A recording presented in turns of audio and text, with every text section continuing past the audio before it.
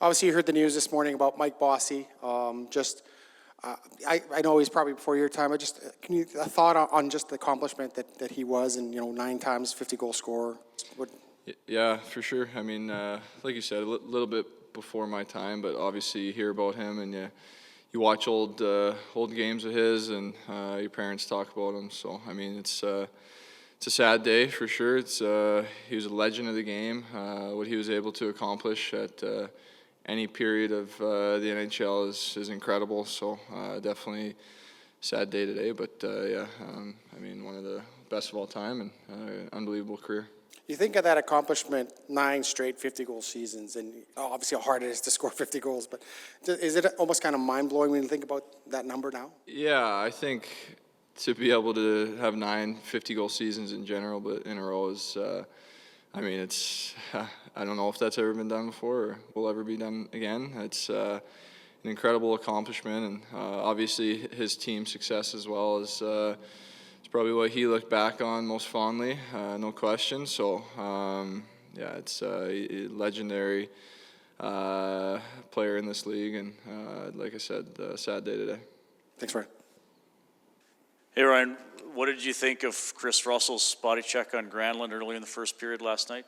Yeah, we heard it from the bench. It was quite the collision. You can almost see him lining it up from a couple seconds before. I mean, he's known to do that once in a while, and I mean, he read that play perfectly, and yeah, I mean, it was a big hit. I think the guys on the ice had to, everybody just stopped for a second, and they kind of went down and got a chance on net, but I mean, it was a great hit, got the bench fired up, and I mean, it was part of what got us going early in the game.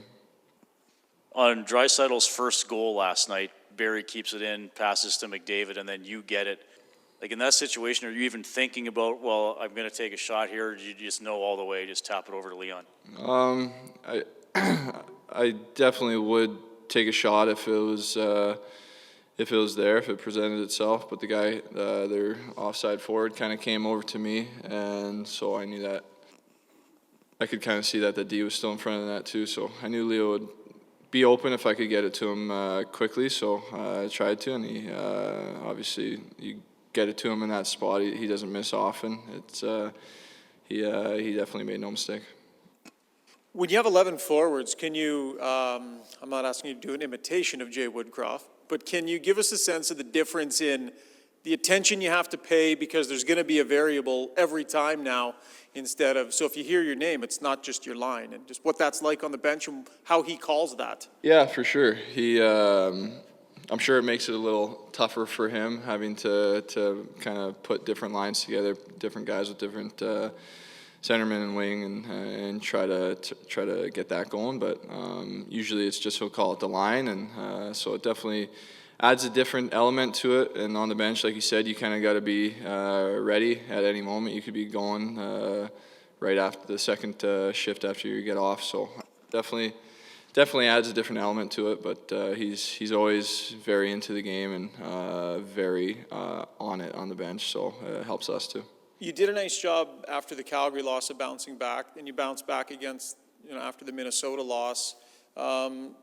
What's the tone that you guys are setting after these disappointments that you think is allowing you to kind of shed it reasonably quick? Well, I mean, we know that a game like that against Minnesota, against Calgary, they're not good enough. They're not what our team's about. So we need that response. I mean, we talk about it after the game. We talk about it before the next game. But I mean, to be a good team in this, you can't string together 2 or 3 games like that together. So I thought we did a good job last night of starting the game we wanted to and kind of maintaining that all the way through.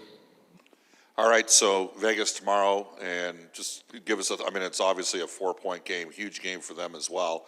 Just in terms of maybe being the team that establishes itself first tomorrow.